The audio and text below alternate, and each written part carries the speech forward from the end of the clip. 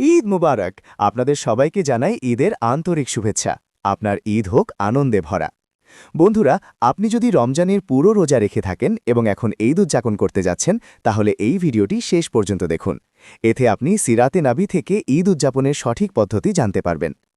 আজ আমরা আপনাদের ১৪০০ বছর আগের মদিনার একটি হৃদয়স্পর্শী গল্প শোনাতে যাচ্ছি, যেখানে আছে ভালোবাসা, ধৈর্য, কৃতজ্ঞতা এবং গরিবদের জন্য রহমত। রমজান মাস প্রায় শেষের পথে। মদিনার মাটির রাস্তা ছিল নীরব, কিন্তু মানুষের অন্তরে ছিল আল্লাহর স্মরণ। ছোট ছোট কাঁচা ঘর, খেজুর গাছ আর দূর পর্যন্ত বিস্তৃত বাবলা গাছের কাঁটাযুক্ত বন, সব মিলিয়ে সেই সময়ের সরলতা প্রকাশ পাচ্ছিল। মানুষ রমজানের শেষ রোজাগুলো রেখে ঈদের প্রস্তুতিতে ব্যস্ত ছিল। তবে সেই সময়ের ঈদ আজকের মতো ছিল না। নতুন কাপড়ের ঝলক কম ছিল, কিন্তু মানুষের অন্তরে ঈমানের আলো ছিল অনেক বেশি। সকালের সময় মদিনার ঠান্ডা বাতাস বইছিল। ফজরের আজানের ধ্বনি পুরো শহরে ছড়িয়ে পড়ছিল। আল্লাহর প্রিয় নবী হজরত মোহাম্মদ সাল্লাল্লাহু আলাইহি ওয়াসাল্লাম তার সরল ঘরে অবস্থান করছিলেন। তার ঘরটি ছিল মাটির তৈরি, আর ছাদ ছিল খেজুর গাছের ডাল দিয়ে বানানো। দুনিয়ার রাজাদের মতো সম্পদ না থাকলেও তার অন্তরে ছিল পুরো উম্মতের জন্য অফুরন্ত রহমত। সেই ঘরেই তার প্রিয় কন্যা হজরত বিবি ফাতিমা রাজিয়াল্লাহু আনহা উপস্থিত ছিলেন। তার সঙ্গে ছোট্ট ইমাম হোসেনও ছিলেন। পুরো রমজান মাস তারা ধৈর্য ও ইবাদতের সাথে রোজা রেখেছিলেন। ঘরে খাবার দাবারের খুব অভাব ছিল, কিন্তু তাদের মুখে কোনো অভিযোগ ছিল না, ছিল শুধু আল্লাহর উপর ভরসা। ঈদের সকাল ঘনিয়ে আসছিল। মদিনার কিছু ঘরে মানুষ নতুন কাপড় প্রস্তুত করছিল। কেউ কেউ তাদের সন্তানদের জন্য খেজুর আর সামান্য মিষ্টি জোগাড় করছিল। কিন্তু নবীর ঘরে ছিল শুধু সরলতা। বিবি ফাতিমা দেখলেন ঘরে কেবল অল্প কিছু জবের রুটি আর কিছু খেজুর অবশিষ্ট আছে। আজ ঈদের দিন। তারা ভাবলেন আজ বাচ্চাদের খুশি দেওয়া উচিত। ঠিক তখনই দরজায় হালকা একটা কড়া নাড়ার শব্দ হল। দরজা খুলে দেখলেন সামনে এক গরিব মিসকিন দাঁড়িয়ে আছে। তার কাপড় ছিল পুরনো, মুক্তরান্ত, আর চোখে স্পষ্ট ক্ষুধার ছাপ। সে ধীর কণ্ঠে বলল, হে আহলে বাইত, আমি একজন মুসাফির, কয়েকদিন ধরে ক্ষুধার্ত। বিবি ফাতিমার হৃদয় গলে গেল। তিনি ঘরের দিকে তাকালেন। যে অল্প খাবার ছিল তা বাচ্চাদের জন্যই রাখা, কিন্তু তার মনে হল যদি আজ ঈদের আনন্দ হয় তবে তাতে গরিবেরও অংশ থাকা উচিত। তিনি সেই খাবার তুলে নিয়ে ওই গরিবকে দিয়ে দিলেন। ইমাম হুসাইন তখন ছোট ছিলেন, কিন্তু তিনি তার মায়ের দিকে তাকিয়ে হাসলেন, কারণ ছোটবেলা থেকেই তাকে শেখানো হয়েছিল আল্লাহর পথে দান করাই আসল সুখ। কিছুক্ষণ পর নবী করিম সাল্লাল্লাহু আলাইহি ওয়াসাল্লাম বাইরে এলেন। তিনি দেখলেন ঘরে কোনো খাবার নেই। তিনি স্নেহ ভরে জিজ্ঞেস করলেন, হে ফাতিমা, কি হয়েছে? বিবি ফাতিমা হাসি মুখে বললেন, ইয়া রাসূলাল্লাহ, দরজায় এক গরিব এসেছিল, আমি খাবার তাকে দিয়ে দিয়েছি। নবী করিম সাল্লাল্লাহু আলাইহি ওয়াসাল্লামের চোখে ভালোবাসা ভরে উঠল। তিনি বললেন, হে ফাতিমা, তুমি খুব বড় কাজ করেছ। যে গরিবের খেয়াল রাখে আল্লাহ তার ঘরে বরকত দান করেন। এরপর তিনি প্রথমে সাদকায়ে ফিতর আদায় করলেন। তিনি তার উম্মতকে শিক্ষা দিলেন ঈদের নামাজের আগেই গরিবদের হক আদায় করা জরুরি, যাতে প্রত্যেক গরিবও ঈদের আনন্দে শরিক হতে পারে। মদিনার রাস্তাগুলোতে তখন উৎসবের আমেজ ছড়িয়ে পড়েছে। মানুষ ঈদের নামাজের জন্য বের হচ্ছে। মাটির পথ ধরে হাঁটতে হাঁটতে সবাই একে অপরকে সালাম দিচ্ছে। বাচ্চারা খুশি, বয়স্করা আল্লাহর শুকরিয়া আদায় করছে। নবী করিম সাল্লাল্লাহু আলাইহি ওয়াসাল্লাম ঈদগাহের দিকে রওনা হলেন। তার সঙ্গে ছিলেন হযরত আলী, বিবি ফাতিমা। আর ছোট ছোট ছিলেন। পথে বাবুল গাছ ছিল, মরুভূমির হালকা বাতাস বইছিল, আর আকাশ ছিল একেবারে পরিষ্কার। পথে মানুষের সাথে হাসি মুখে সাক্ষাৎ করতেন, শিশুদের মাথায় হাত বুলাতেন এবং সবাইকে ঈদের শুভেচ্ছা জানাতেন। তার মুখমণ্ডল ছিল রহমতে পরিপূর্ণ। যখন সবাই ঈদগাহে পৌঁছাল, সেখানে হাজারো মুসলমান একত্রিত হয়েছিল। সবার চোখে ছিল আনন্দ, কিন্তু অন্তরে ছিল আল্লাহর ভয়। নবী করিম সাল্লাল্লাহু আলাইহি ওয়াসাল্লাম সামনে এগিয়ে গিয়ে ঈদের নামাজ পড়ালেন। নামাজ শেষে তিনি খুতবা দিলেন। তিনি মানুষকে স্মরণ করিয়ে দিলেন যে ঈদ শুধু আনন্দের দিন নয়, বরং কৃতজ্ঞতা ও মানবতার দিন। তিনি বললেন, যে ব্যক্তি গরিবদের খেয়াল রাখবে, আল্লাহ তাকে দুনিয়া ও আখিরাতে সফলতা দান করবেন। নামাজ শেষে সবাই একে অপরকে আলিঙ্গন করতে লাগল। রাস্তায় আনন্দের ঢেউ বয়ে গেল। কিন্তু নবী করিম সাল্লাল্লাহু আলাইহি ওয়াসাল্লামের দৃষ্টি ছিল সেই গরিবদের দিকে, যারা এখনও দূরে দাঁড়িয়েছিল। তিনি তার সাহাবীদের বললেন, গরিবদের ডেকে আনো এবং তাদেরও খাবার খাওয়াও। কিছুক্ষণের মধ্যেই মদিনার গরিব, এতিম ও মুসাফিররা একত্রিত হয়ে গেল এবং অন্যান্য ঘরের নারীরা মিলে সাধারণ খাবার প্রস্তুত করলেন, খেজুর, জবের রুটি এবং সামান্য দুধ। কিন্তু সেই খাবারে এত ভালোবাসা ছিল যে প্রত্যেকের মন ভরে গেল। ছোট ছোট গরিব শিশুদের সাথে বসে খেজুর খাচ্ছিলেন। তার মুখে ছিল নিষ্পাপ হাসি। তিনি জানতেন আসল ঈদ তো সেটাই, যেখানে সবাই একসাথে খুশি হয়। সেদিন মদিনায় কোনো গরিবকে ক্ষুধার্ত থাকতে দেওয়া হয়নি। নবী করিম সাল্লাল্লাহু আলাইহি ওয়াসাল্লাম তার উম্মতকে শিখিয়ে দিয়েছিলেন যে ঈদ শুধু নিজের জন্য নয়, বরং পুরো মানব জাতির জন্য। বন্ধুরা, এটাই হলো সিরাতে নবী থেকে শেখা ঈদ, সরলতার ঈদ, ভালোবাসার ঈদ। এবং দরিদ্রদের খেয়াল রাখার সেই ঈদ, যদি আজ আমরাও ঈদের আগে সৎকায়ে ফিতর আদায় করি, গরিবদের খাবার খাওয়াই, এতিম শিশুদের খুশি করি এবং হৃদয়ে অহংকারের বদলে কৃতজ্ঞতা রাখি, তাহলে আমাদের ঈদও ঠিক তেমনই হয়ে উঠতে পারে, যেমনটি ১৪০০ বছর আগে মদিনায় উদযাপিত হতো। একবার ভাবুন সেই দিনের দৃশ্য, মাটির ঘর, মরুভূমির হালকা বাতাস, বাবুল গাছ আর আল্লাহর নবীর হাস্যোজ্জ্বল চেহারা। এমন এক ঈদ যেখানে সম্পদ কম ছিল কিন্তু বরকত ছিল অফুরান্ত। বন্ধুরা, যদি এই গল্পটি আপনার হৃদয়ে ছুঁয়ে যায়, তাহলে এই ঈদে অন্তত একজন গরিবকে অবশ্যই মনে রাখবেন, কারণ আসল সুখ সেইটাই যা ভাগ করে নিলে আরও বেড়ে যায়। আর এটাই ছিল আল্লাহর নবী হজরত মোহাম্মদ সাল্লাল্লাহু আলাইহি ওয়াসাল্লাম, বিবি ফাতেমা এবং ছোট ইমাম হুসাইনের ঈদ উদযাপনের সুন্দর পদ্ধতি, সবরের সাথে, শুকুরের সাথে এবং গরিবদের জন্য রহমত হয়ে। বন্ধুরা, ঈদের নামাজের পর মাদিনার পরিবেশে এক আলাদা প্রশান্তি বিরাজ করত। মানুষ একে অপরকে জড়িয়ে ধরত, শিশুরা আনন্দে দৌড়াত, আর চারদিকে আল্লাহর শুকরিয়া আদায় করা হতো। কিন্তু সেই সরল শহরেও এমন কিছু মানুষ ছিল যাদের ঘরে খাবার ছিল না।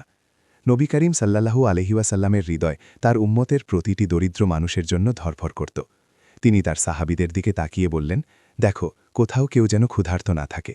আজ ঈদের দিন, আজ কোনো গরিবের ঘরের চুলা যেন নিভে না থাকে। তখন মাদিনার মাটির সরু গলিতে কিছু সাহাবী বেরিয়ে পড়লেন। তারা ঘরে ঘরে গিয়ে খোঁজ নিতে লাগলেন, কে অভাবগ্রস্ত। কোথাও কোনো এতিম শিশু বসে আছে, কোথাও কোনো বৃদ্ধ মুসাফির, আবার কোথাও কোনো দরিদ্র পরিবার নীরবে তাদের কষ্ট সহ্য করছে। এদিকে নবী করিম সাল্লাল্লাহু আলাইহি ওয়াসাল্লাম নিজের ঘরের দিকে ফিরে এলেন। তার ঘর ছিল খুবই সাধারণ, মাটির দেয়াল, খেজুর পাতার ছাউনি, আর ভেতরে ছিল সরলতা ও সন্তুষ্টির এক অপূর্ব নিদর্শন। খুব সামান্য জিনিসপত্র ছিল, কিন্তু সেই ঘরের বরকত এমন ছিল যে সেখান থেকে পুরো পৃথিবীতে মানবতার বার্তা ছড়িয়ে পড়েছিল। ঘরের ভিতরে বিবি ফাতিমা রাজিয়াল্লাহু আনহা বসেছিলেন। ছোট ইমাম হুসাইন ও ইমাম হাসান কাছেই খেলছিলেন। তাদের পোশাক ছিল খুব সাধারণ, কিন্তু মুখমণ্ডলে ছিল নূরের জ্যোতি। বিবি ফাতিমা ভালোবাসার সাথে তার সন্তানদের দিকে তাকিয়ে বললেন, আমার প্রিয় বাচ্চারা, আজ ঈদের দিন, আজ কৃতজ্ঞতার দিন।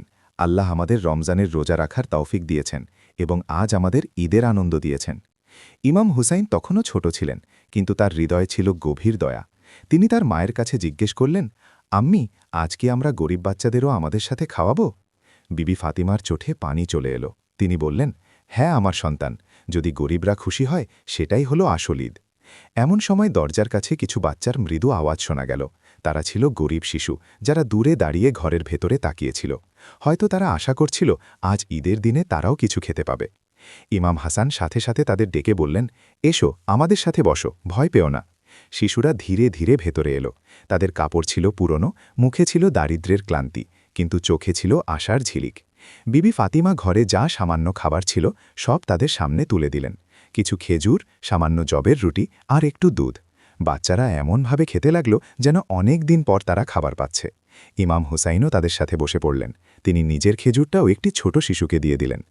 বিবি ফাতিমা এই দৃশ্য দেখছিলেন। তার হৃদয়ে ছিল আনন্দ আর আল্লাহর প্রতি কৃতজ্ঞতা।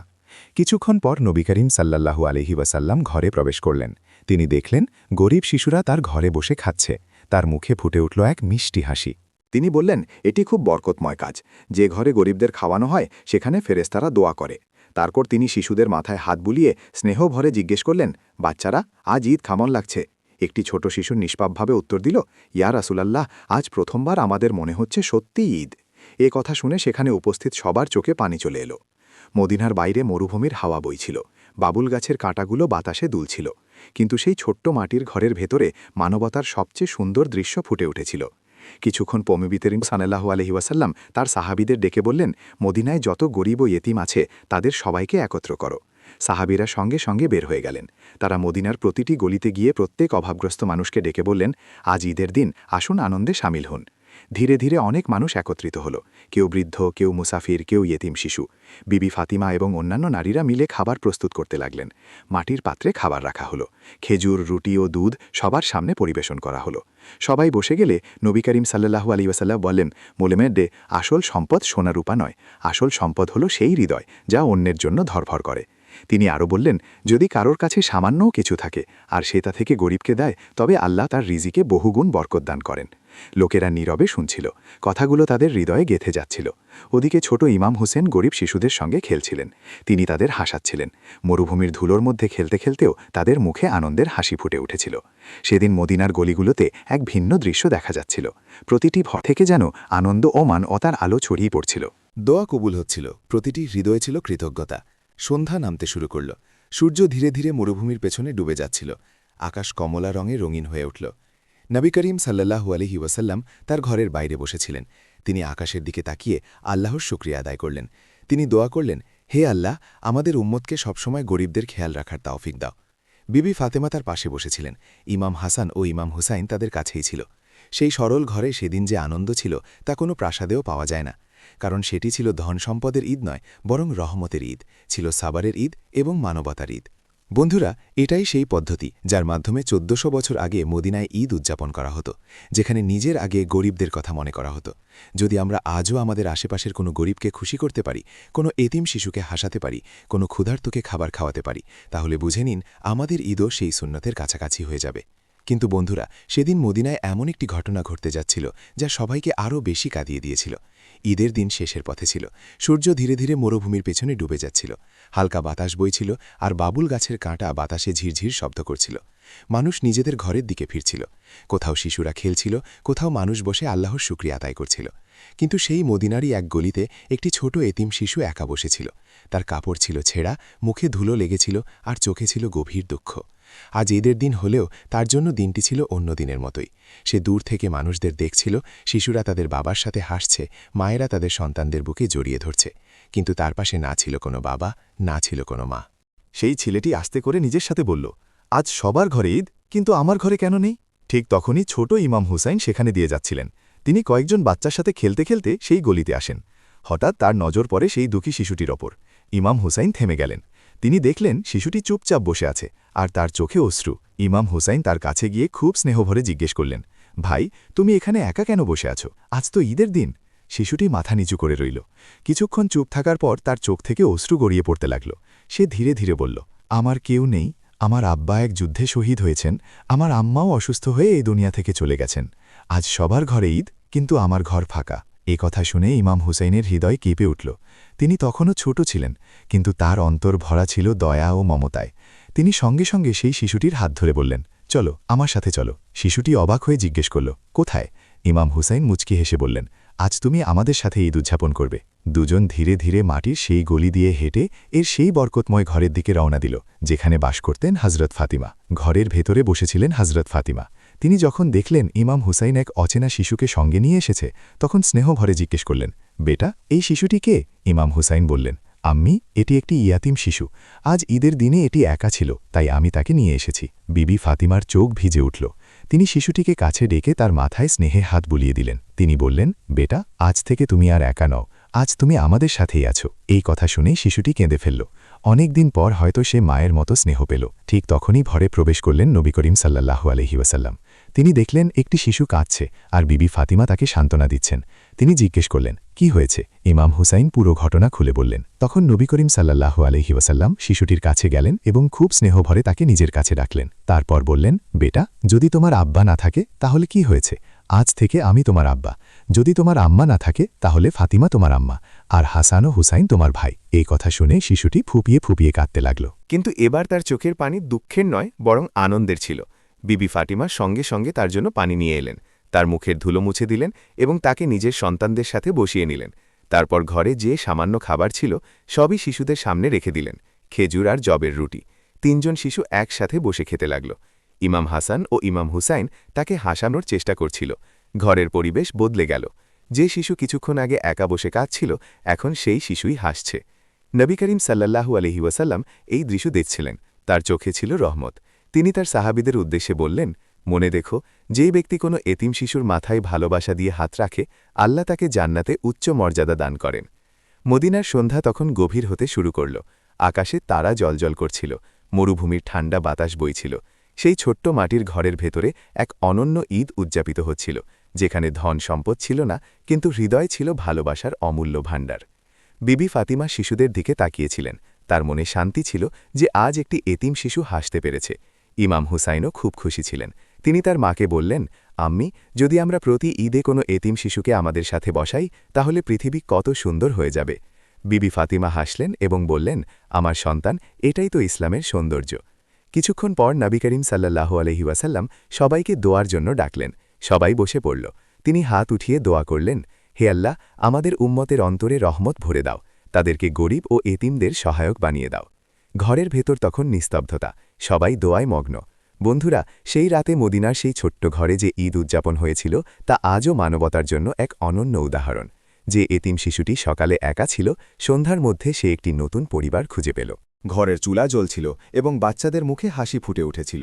বন্ধুরা, কল্পনা করুন, সেই সময় না ছিল বড় কোনো ধনসম্পদ, না ছিল প্রাসাদ, কিন্তু মানুষের হৃদয় এত বড় ছিল যে কোনো গরিবকে একা ফেলে রাখা হতো না। আজ যদি আমরাও আমাদের আশেপাশের কোনো ক্ষুধার্ত মানুষকে খাবার খাওয়াই, কোনো গরিব পরিবারকে সাহায্য করি, তাহলে হয়তো আমাদের ঈদও আল্লাহর কাছে প্রিয় হয়ে উঠবে। কিন্তু বন্ধুরা, সেই গল্পের শেষ অংশ এখনও বাকি আছে। পরের অংশে এমন একটি মুহূর্ত আসবে যখন তার উম্মতকে ঈদের সবচেয়ে বার্তা দেবেন, একটি এমন বার্তা যা আজও প্রতিটি মুসলমানের হৃদয়কে কাঁদিয়ে তোলে। বন্ধুরা, মদিনার সেই রাত ধীরে ধীরে শেষ হয়ে আসছিল। আকাশে ফজরের আগে হালকা আলো ফুটে উঠছিল। মরুভূমির ঠান্ডা বাতাস বইছিল এবং কাঁচা ঘরগুলোর মাঝে ছিল এক প্রশান্ত নীরবতা। তার ঘরের ভিতরে বসেছিলেন, তার চোখে ছিল গভীর চিন্তা। পুরো রাত তিনি তার উম্মতের জন্য দোয়া করেছিলেন। তার পাশে বসেছিলেন, তার মুখে ছিল প্রশান্তি এবং জেগে উঠেছিল। তারা এসে তাদের আব্বার পাশে বসে পড়ল। তার দুই বাতিকে স্নেহভরে কাছে বসিয়ে বললেন, আমার প্রিয় বাচ্চারা, তোমরা কি জানো আসল ঈদ কি? এবং মনোযোগ দিয়ে শুনতে লাগল। তিনি বললেন, আসল ঈদ শুধু নতুন কাপড় বা মিষ্টির নাম নয়। আসল ঈদ হল সেই, যেখানে কোনো গরিব মানুষ ক্ষুধার্ত না থাকে, কোনো এতিম দুঃখী না থাকে এবং প্রতিটি হৃদয়ে আল্লাহর শুকরিয়া থাকে। বন্ধুরা, এই রকম ইসলামিক ভিডিও পেতে চ্যানেলটি সাবস্ক্রাইব করে রাখুন। ধন্যবাদ।